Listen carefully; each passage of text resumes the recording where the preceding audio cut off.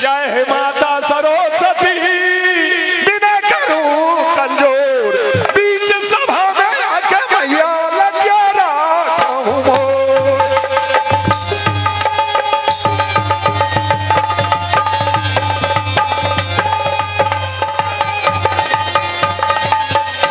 एरी काहे कारण भयो जननी काहे कारण भाव जा।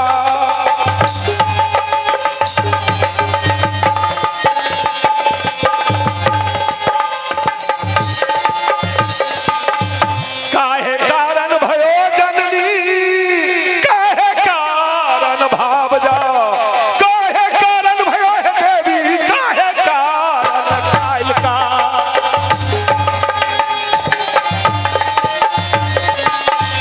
एरी जन्म कारण भयो जननी पालन कारण भाव जा।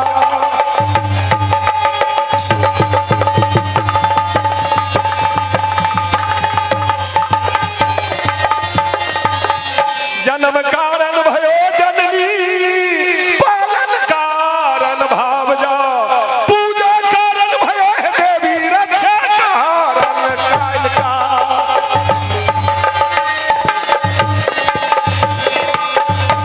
एरी राम नाम सुख धाम है सदा जपो धरि ध्यान।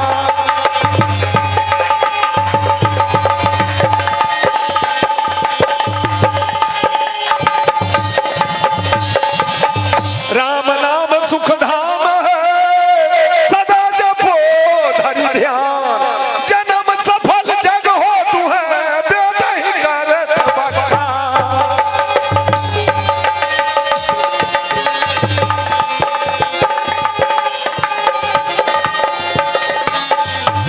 एरी उत्तर की है जानी माता एक पहाड़ी देश।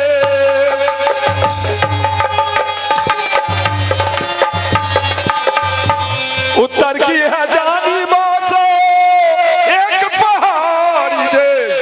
फूलवा विपत नाटक खेलूं मैं करता हूँ पेश।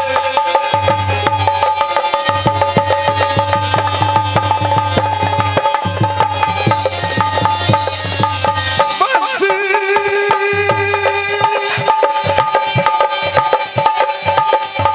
बंसी बजाने वाले को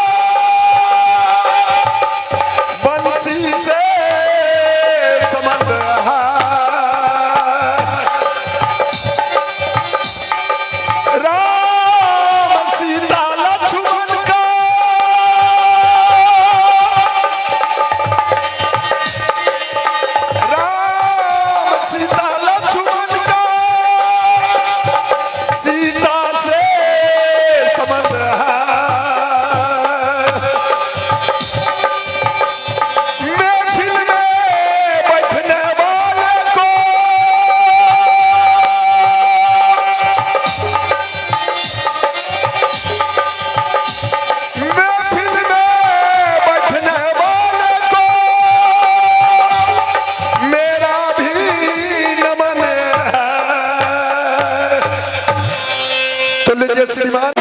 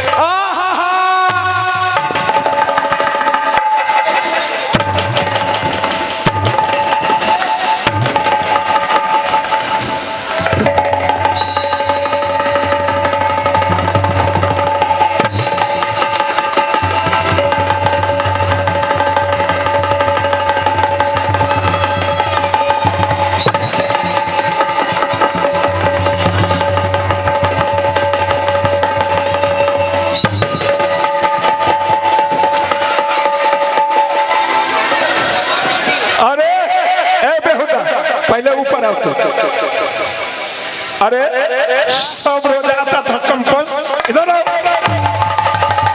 कितना इज्जत के साथ राज दरबार में आता था। आज बेहुदा ऐसे गिरना पड़ना शुरू कर दिया रे। आगे माऊ की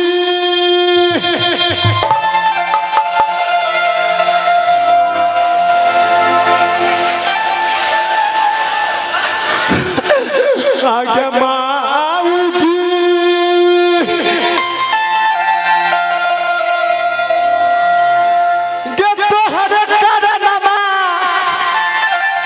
नाजिरपुर वाला मुकेश एंड चंदन के पार्टी में के किया भेज लगे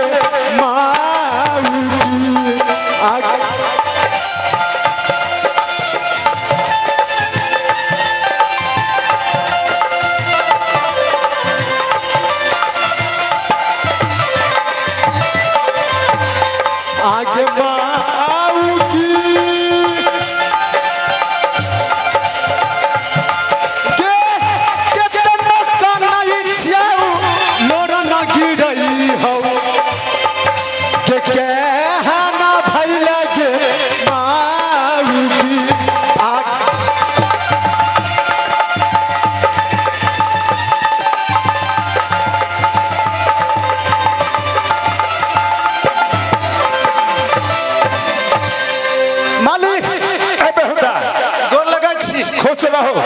सब रोज आता था कितना कदर के साथ। आज तुमने क्या हो गया, कुछ पी लिया था क्या? मालिक हाँ बोलो। आहा क्या बाप मर गया कि मैं मर गया? तुमको फिर मारेंगे। अरे छोटी मुंह बड़ी बात, मेरा बाप माँ नहीं मर गया। तब क्या हो गया है? मैं भगवान का नाम ले रहे थे। भगवान क्या? हाँ भगवान माँ कहाँ रोया थी? अरे अच्छा से बोलो, भगवान बोलो। भगवान कहाँ रहते हैं? भगवान रहते हैं स्वर्ग में, ऊपर में। ऊपर में ठीक है, ऊपर में भगवान रहते हैं। हाँ नीचा में भी भगवान रहते हैं। हाँ नीचा में भी बुलाया जाता है, भक्त लोग बुलाते हैं तो आते हैं। यहाँ भगवान क्या नाम ले रही है? ठीक है तो लो मालिक अहाँ के भगवान है आ हमर भगवान बाबा है। अगर हमर भगवान बाबा यहाँ चल जाता तो अहाँ के भगवान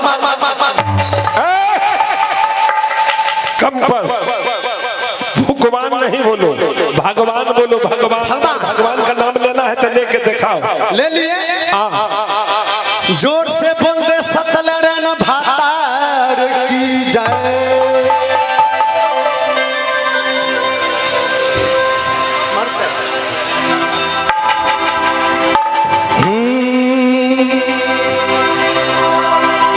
आगे चल जब ही ससुरा करे जा